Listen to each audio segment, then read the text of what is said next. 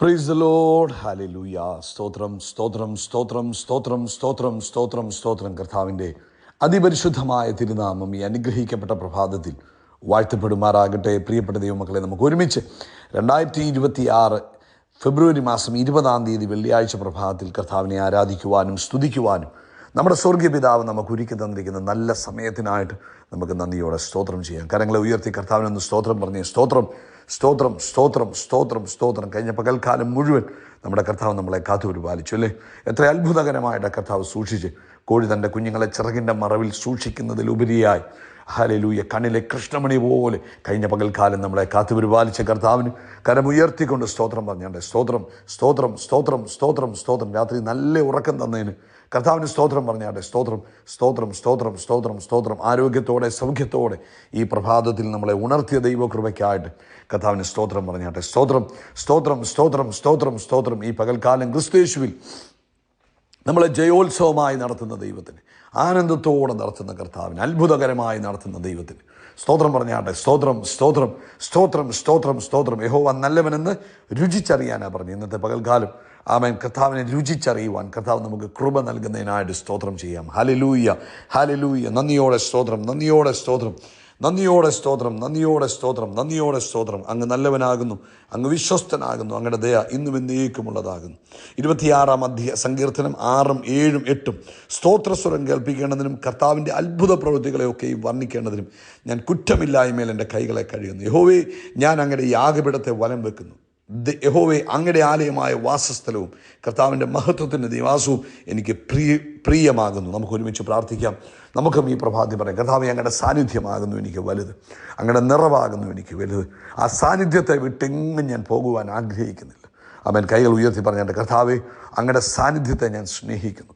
Oh thank you. നമുക്ക് ഒരുമിച്ച് പ്രാർത്ഥിക്കാം. സ്വർഗീയ പിതാവേ, യേശു ക്രിസ്തുവിൻ്റെ നാമത്തിൽ ഈ പ്രഭാതത്തിനായിട്ട് സ്തോത്രം. ഈ ശബ്ദം കേൾക്കുന്ന എല്ലാവരെയും യേശു ക്രിസ്തുവിൻ്റെ നാമത്തിൽ അനുഗ്രഹിച്ച് പ്രാർത്ഥിക്കുന്നു. പ്രത്യേകിച്ച് ഇന്നത്തെ പ്രഭാതത്തിൽ ആമേൻ ആമേൻ രോഗികളായിരിക്കുന്നവർ യേശുവിൻ്റെ നാമത്തിൽ സൗഖ്യമാകട്ടെ.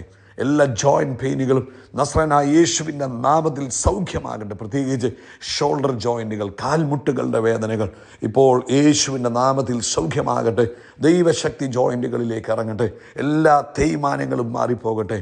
എല്ലാ തരത്തിലുള്ള ആമേൻ ബുദ്ധിമുട്ടുകളും യേശുവിൻ്റെ നാമത്തിൽ മാറിപ്പോകട്ടെ. പ്രത്യേകിച്ച് ആമേൻ കർത്താവേ, ഞങ്ങൾ ഒരുമിച്ച് യേശുവിൻ്റെ നാമത്തിൽ പ്രാർത്ഥിക്കുന്നു. ആമേൻ ചെവിക്കകത്ത് ഇൻഫെക്ഷനായിട്ട് ബുദ്ധിമുട്ട് അനുഭവിക്കുന്ന പ്രായമുള്ളവരെയും കുഞ്ഞുങ്ങളെയും ഞങ്ങൾ ഒരുപോലെ കർത്താവിൻ്റെ കൈകളിൽ തരുന്നു. അങ്ങ് പൂർണ്ണ സൗഖ്യം കൊടുത്ത് അവരെ വിടുവിക്കുന്നതിനായിട്ട് സ്തോത്രം ചെയ്യുന്നു. ബ്ലഡിനകത്ത് ഇൻഫെക്ഷനായിട്ട് ആമേൻ ബുദ്ധിമുട്ടുകൾ അനുഭവിക്കുന്നവർ യേശുവിൻ്റെ നാമത്തിൽ സൗഖ്യമാകട്ടെ. രക്തം യേശുവിൻ നാമത്തിൽ ശുദ്ധമാകട്ടെ. രക്തം യേശുവിൻ്റെ നാമത്തിൽ ശുദ്ധമാകട്ടെ. രക്തയോട്ടം യേശുവിൻ്റെ നാമത്തിൽ നോർമലാകട്ടെ. എല്ലാ ആന്തരികമായ അവയവങ്ങളുടെ പ്രവർത്തനങ്ങളും യേശു ക്രിസ്തുവിൻ്റെ നാമത്തിൽ നോർമലായി തീരട്ടെ. പ്രത്യേകിച്ച് ഇന്ന് 12th ബോർഡ് എക്സാം CBSE തുടങ്ങുന്നു. ഞങ്ങൾ അവർക്ക് വേണ്ടി പ്രാർത്ഥിക്കുന്നു. ഫിസിക്സ് എക്സാം എഴുതുന്ന കുഞ്ഞുങ്ങൾക്ക് വേണ്ടി പ്രാർത്ഥിക്കുന്നു. ആമേൻ ഞങ്ങൾ ഒരുമിച്ച് അവരെ അനുഗ്രഹിക്കുന്നു. യേശുവിൻ്റെ നാമത്തിൽ അവർ അമ്മയിൽ ദൈവിക ജ്ഞാനം കൊടുക്കണമേ. അതുപോലെ ബോർഡ് എക്സാം എഴുതുന്ന എല്ലാ കുഞ്ഞുങ്ങൾക്ക് വേണ്ടി ഞങ്ങൾ പിതാവിനോട് പ്രാർത്ഥിക്കുന്നു. ഉയരത്തിലെ ജ്ഞാനം കൊടുത്ത് അവരെ അനുഗ്രഹിക്കണമേ. ഉയരത്തിലെ ബുദ്ധി കൊടുത്ത് അവരെ അനുഗ്രഹിക്കണമേ. പരിജ്ഞാനം കൊടുത്ത് അനുഗ്രഹിക്കണമേ. ലോകത്തെമ്പാടും കർത്താവിൻ്റെ വേലയിലായിരിക്കുന്നവരെ ഞങ്ങളിപ്പോൾ ബ്ലസ് ചെയ്യുന്നു. ഒരു ഉണർവിന് വേണ്ടി പ്രാർത്ഥിക്കുന്നു. മിഡിൽ ഈസ്റ്റിനായിട്ട് സ്തോത്രം. പ്രത്യേകിച്ച് ഇന്ന് നടക്കുന്ന മീറ്റിങ്ങിൽ വലിയ ആത്മപകർച്ചയും വലിയ ആത്മസാന്നിധ്യവും ഉണ്ടാകുവാൻ പ്രാർത്ഥിക്കുന്നു. കർത്താവ് തരുന്നതിനായിട്ട് സ്തോത്രം. കർത്താവ് ഇന്ന് നമ്മുടെ മീറ്റിംഗ് അനുഗ്രഹമാക്കി തീർക്കണം. പ്രാർത്ഥന കേട്ടതിനായിട്ട് സ്തോത്രം. യേശു ക്രിസ്തുവിൻ്റെ നാമത്തിൽ തന്നെ ആമേൻ ആമേൻ ആമേൻ. കർത്താവ് നിങ്ങളെല്ലാവരെയും ധാരാളമായിട്ട് അനുഗ്രഹിക്കട്ടെ. ഈ പ്രഭാതത്തിൽ നമുക്ക് രാവിലെ ഇന്ത്യൻ സമയം 8 മണിയോടുകൂടെ നമ്മുടെ സഭായോഗം ആരംഭിക്കും. പ്രാർത്ഥനയോടുകൂടെ നിങ്ങളതിൽ പങ്കെടുത്താൽ നിങ്ങളുടെ ജീവിതത്തിൽ അനുഗ്രഹമാകും. ഗലാത്യലേഖനം 1-ാം അധ്യായം അതിൻ്റെ 10-ാമത്തെ വാക്യം ആണ് ഇന്ന് പരിശുദ്ധാത്മാവ് ഓർപ്പിക്കുന്നത്. ഇപ്പോൾ ഞാൻ മനുഷ്യരെയോ ദൈവത്തെയോ സന്തോഷിപ്പിക്കുന്ന അല്ല, ഞാൻ മനുഷ്യരെ പ്രസാദിപ്പിക്കാൻ നോക്കുന്നുവോ?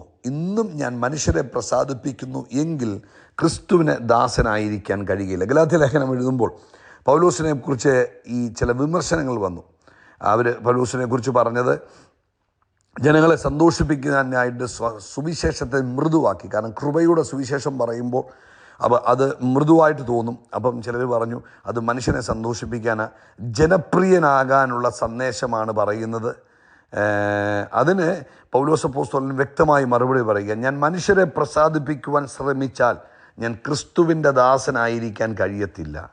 ആമേൻ. സ്തോത്രം. ഒരേ സമയം മനുഷ്യനെയും ക്രിസ്തുവിനെയും എനിക്ക് പ്രസാദിപ്പിച്ചുകൊണ്ട് മുന്നോട്ട് പോകാൻ പറ്റത്തില്ല. അദ്ദേഹത്തിന് മാത്രമല്ല, ആർക്കും നടക്കത്തില്ല. ഒരേ സമയത്ത് തന്നെ മനുഷ്യനെയും പ്രസാദിപ്പിച്ച് ക്രിസ്തുവിനെയും പ്രസാദിപ്പിച്ച് ജീവിക്കാമെന്ന് വിചാരിച്ചാൽ അത് പ്രയാസമാണ്. ഇപ്പോൾ എല്ലാവരും അങ്ങനെയൊക്കെ വിചാരിക്കുന്നൊരു കാലഘട്ടത്തിൽ നമുക്ക് ദൈവത്തെയും പ്രസാദിപ്പിക്കാം, മനുഷ്യനെയും പ്രസാദിപ്പിക്കാം. എന്തോ മനുഷ്യനെ പ്രസാദിപ്പിക്കുക എന്ന് പറഞ്ഞാൽ ഈ സത്യത്തെ ദുർബലമാക്കുക, സമൂഹത്തിൽ നിന്ന് തള്ളപ്പെടുമോ എന്നുള്ള ഭയത്തിൽ മൗനം പാലിക്കുക, അംഗീകാരം കിട്ടാൻ വേണ്ടി ആരുടെ കൂടെയും ചേർന്ന് നടക്കുക, കയ്യടിക്ക് വേണ്ടി തീരുമാനങ്ങൾ എടുക്കുന്നു. അതായത് നമ്മൾ നമ്മുടേതായ തീരുമാനങ്ങൾ, അതായത് ദൈവവചനത്തിന് വിരുദ്ധമായ തീരുമാനങ്ങൾക്കും ദൈവഹിതമല്ലാത്തതിനും ഒക്കെ നമ്മൾ യോജിച്ച് നിൽക്കുക. എന്തിനു വേണ്ടി? നമ്മൾ പറയുന്നത് നമ്മുടെ സമൂഹത്തിലല്ലേ, നമുക്ക് മനുഷ്യരും വേണ്ടായോ എന്നൊരു ചിന്ത നമ്മുടെ മനസ്സിൽ വരിക. ആമേൻ.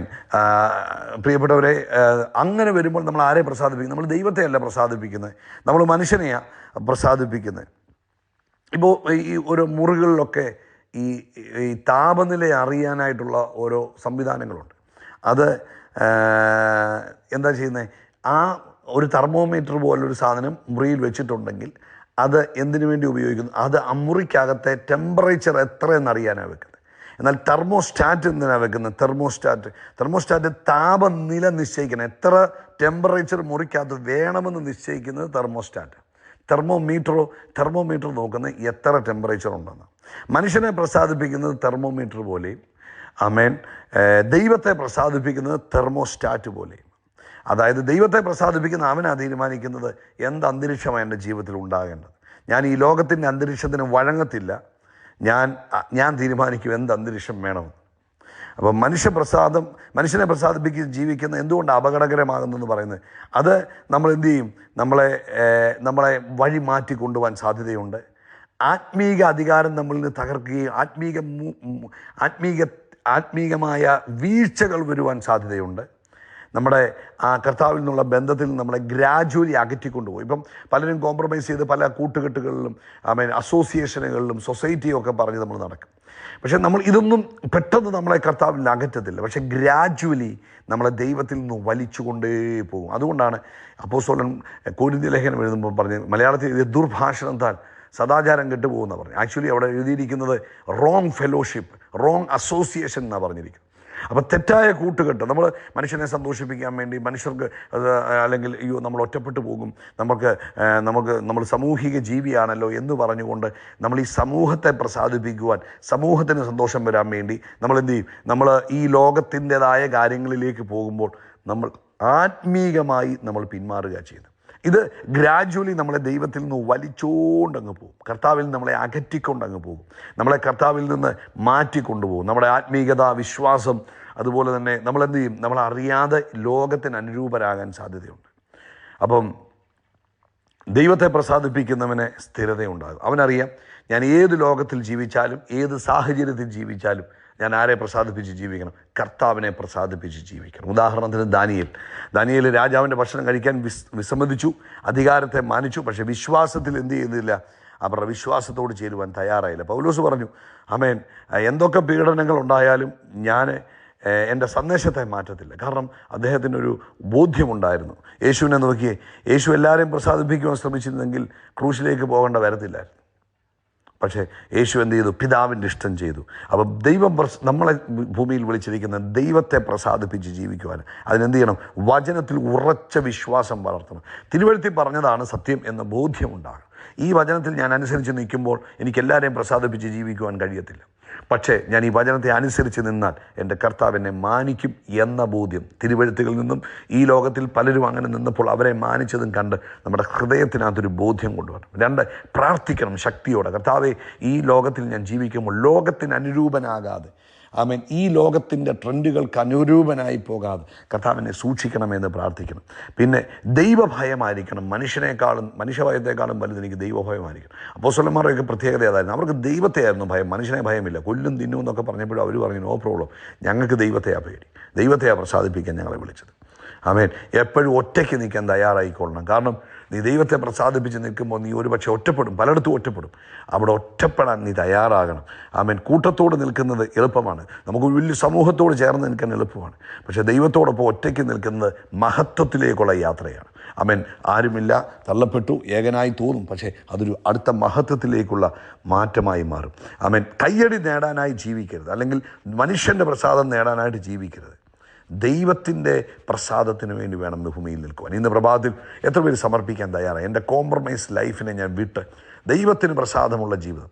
ആമേൻ. ലോകം എന്ത് പറഞ്ഞോട്ടെ, മനുഷ്യൻ എന്നെ ഒറ്റപ്പെടുത്തിയോട്ടെ, ആമേൻ, എന്നെ സമയമാകുമ്പോൾ എല്ലാവരും താങ്ങാൻ ആരുമില്ല എന്നൊരു തോന്നലുണ്ടാകാം. അത് താങ്ങണ്ട, കർത്താവ് എന്നെ താങ്ങും. പക്ഷേ ദൈവവചനത്തോട് ഞാൻ കോംപ്രമൈസ് വെക്കത്തില്ല. കർത്താവിന് വേദനയുള്ളതൊന്നും ഞാൻ ചെയ്യത്തില്ല, കർത്താവിന് ഇഷ്ടമില്ലാതെ പ്രവർത്തിക്കാൻ പോകത്തില്ല എന്ന് പറയാൻ എത്ര പേർ ആഗ്രഹമുണ്ട്? ഇത് കേട്ടിട്ട് നിങ്ങളുടെ ഹൃദയത്തിൽ അങ്ങനെ ഒരു ബോധ്യം ഉണ്ടെങ്കിൽ കൈ ഒന്ന് ഉയർത്തിക്കുക. ഞാൻ നിങ്ങൾക്ക് വേണ്ടി ഒരു പ്രാർത്ഥിക്കാം. കർത്താവേ, ഞാൻ ഈ കൈ ഉയർത്തിയവർക്ക് വേണ്ടി പ്രാർത്ഥിക്കുന്നു. മനുഷ്യനെ അല്ല, ദൈവത്തെ ഭയപ്പെട്ട്, സംഘടനയല്ല, ദൈവത്തെ ഭയപ്പെട്ട്, ആമേൻ, സമൂഹത്തെ അല്ല, ദൈവത്തെ ഭയപ്പെട്ട് ജീവിപ്പാൻ ഈ മക്കൾക്ക് കൃപ കൊടുക്കണം. ഞാൻ ഇവരെ അനുഗ്രഹിക്കുക. പരിശുദ്ധാത്മാവ് സഹായിക്കണമേ. ഒരു ദാനിയേലിനെ പോലെ, ജോസഫിനെ പോലെ വ്യത്യസ്തരായി ജീവിപ്പാൻ, പൗലൂസിനെ പോലെ ഈ അന്ത്യകാലത്ത് ദൈവത്തെ പ്രസാദിപ്പിച്ച് കർത്താവിൻ്റെ ദാസന്മാരായി നിൽക്കുവാൻ, ദാസിമാരായി നിൽക്കാൻ ഈ കരം ഉയർത്തിയവരെ കർത്താവ് സഹായിക്കണം. ബ്ലസ് ചെയ്യുന്നു യേശുവിൻ നാമത്തിൽ തന്നെ. ആമേൻ, ആമേൻ, ആമേൻ. കർത്താവ് നിങ്ങളെ ധാരാളമായിട്ട് അനുഗ്രഹിക്കട്ടെ. അവൻ നമ്മുടെ തലയെ എണ്ണ കൊണ്ട് അഭിഷേകം ചെയ്യും, നമ്മുടെ പാനപാത്രം നിറഞ്ഞു കവിയും. അവൻ നന്മയും കരുണയും നമ്മുടെ ആയുഷ്കാലമൊക്കെയും നമ്മളെ പിന്തുടരും. ആമേൻ, ആമേൻ. കരമുയർത്തി പറഞ്ഞ് നമ്മൾ ആകാശത്തിലെ നക്ഷത്രങ്ങൾ പോലെ, കടൽക്കരയിലെ മണൽത്തരി പോലെ അത്യന്തം വർദ്ധിച്ചു വരും. We are blessed, we are really blessed, we are permanently blessed and highly favoured. God bless you, God bless you, God bless U.